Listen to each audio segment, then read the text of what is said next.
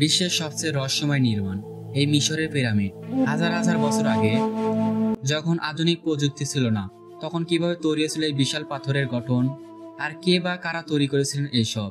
আজ আমরা জানবো পিরামিডের আশ্চর্য তথ্য। খ্রিস্টপূর্ব 2500 সালের আশেপাশে গিজার পিরামিড তৈরি হয়। এর মধ্যে সবচেয়ে বিখ্যাত হলো যা প্রায় 480 ফুট উঁচু। বিজ্ঞানীরা বলেছে প্রায় 23 লক্ষ পাথরের খণ্ড ব্যবহার হয়েছে, প্রতিটি 2 থেকে 15 টনের মতো ভারী। প্রশ্ন হলো, তখন পাথর কিভাবে উঠানো হয়েছিল, তাও আবার কোনো যন্ত্র ছাড়া কিভাবে সম্ভব? পিরামিড শুধু বাইরের থেকে নয়, ভিতর থেকেও এক রহস্য। পিরামিডের ভিতরে আছে সুড়ঙ্গ, গোপন কক্ষ, এমনকি কিছু জায়গা এখনো পুরোপুরি জানা যায়নি। অনেকে বলে থাকে পিরামিড আসলে শুধু কবরস্থান নয়, বরং এর মধ্যে লুকিয়ে আছে হাজার হাজার রহস্যের বার্তা।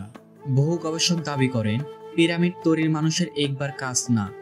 এত নিখুঁত জ্যামিতি হয়তো এলিয়েন প্রযুক্তি ব্যবহার হয়েছিল। কেউ বলেন এগুলো টাইম ট্রাভেলারদের কাজ। যদিও এসব প্রমাণিত হয় নাই, কিন্তু সন্দেহ থেকে যায়। আজকে আধুনিক প্রযুক্তি গিজার পিরামিডের রহস্য উদ্ঘাটন করতে পারেনি।